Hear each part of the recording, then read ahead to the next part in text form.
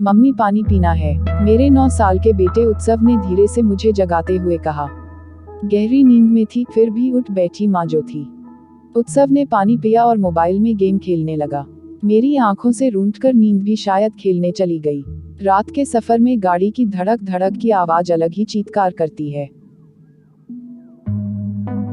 मैं मुंबई से दिल्ली आ रही थी, अपनी माँ से मिलने। खिड़की में से बाहर देखा तो बहुत सारे पेड़, शहर, गांव और जलते हुए बल्ब पीछे छूटते जा रहे थे, जिंदगी की तरह। ऊपर की बर्थ पर बैठा एक व्यक्ति मुझे लगातार घूर रहा था। मैं डर गई। फिर अचानक वह नीचे उतर आया और नमस्कार सुनिधि जी कहकर मेरे पास ही बैठ गया।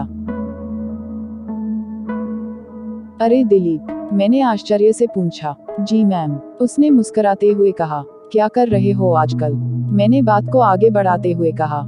जी प्रैक्टिस कर रहा हूँ। किसकी? एज अ डॉक्टर, उसने मुस्कुराते हुए कहा। अरे वाह, यह तो बहुत अच्छा हुआ। यह सब कुछ आपकी बदौलत है, उसने फिर उसी अंदाज में कहा।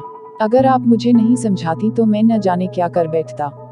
उसके चेहरे पर शर्मिंदगी के भाव आ गए।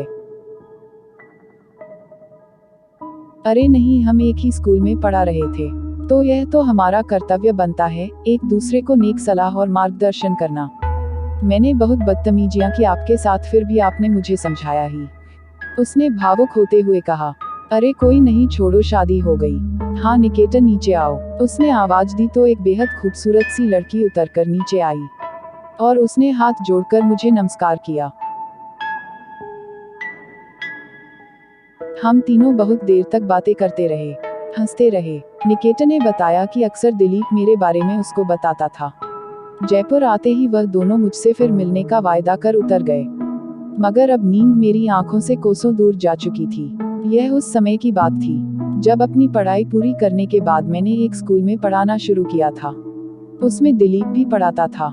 वह उम्र में मुझसे पूरे 8 साल छोटा था। दिलीप का आकर्षण मेरे प्रति बढ़ता ही जा रहा था। बोलने के जैसे बहाने ढूंढता था। अगर और किसी साथी अध्यापक से मैं बात करती तो बहुत चिढ़ जाता था। एक दिन तो हद ही हो गई, उसने मेरे रजिस्टर में आई लव यू लिखकर एक पेपर रख दिया। रजिस्टर प्रिंसिपल के हाथ में चला गया।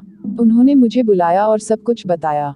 मैंने दिलीप को बुलाकर बहुत समझाया, मगर वह तो पागल सा हो गया था। मैं आपके बिना जी नहीं पाऊंगा, और वह पूरी रात मुझे मैसेज और कॉल करता था। मैंने उसकी माँ से मिलकर सारी बात बताई। जब सबने उसको समझाया, उसी साल मेरी शादी हो गई।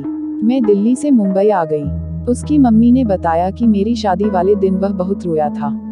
उसकी माँ ने उसको बहुत समझाया। फिर उसका पूरा ध्यान अपनी पढ़ाई पर आ गया। परिणाम एज ए डॉक्टर सबके सामने था। मेरी समझदारी और उसकी माँ के हौसले ने एक नवयुवक को भटकने से बचा लिया। आपका बहुत बहुत धन्यवाद इस वीडियो को पूरा देखने के लिए। अगर आप इसी तरह की और कहानियाँ सुनना और पढ़ना चाहते हैं तो आप हमारे इस चैनल को जरूर सब्सक्राइब करें, और यदि आप इस कहानी को भी पढ़ना चाहते हैं तो नीचे दिए लिंक से आप पढ़ सकते हैं। और ऐसी मनोरंजन से भरपूर कहानियाँ, IPS exam, general knowledge, question, motivational कहानियों के सारांश आदि के लिए आप अपने इस चैनल एटनस रीडिंग को सब्सक्राइब जरूर करें, और हमारा हौसला बढ़ाने के लिए वीडियो को लाइक और अपने दोस्तों के साथ शेयर करें।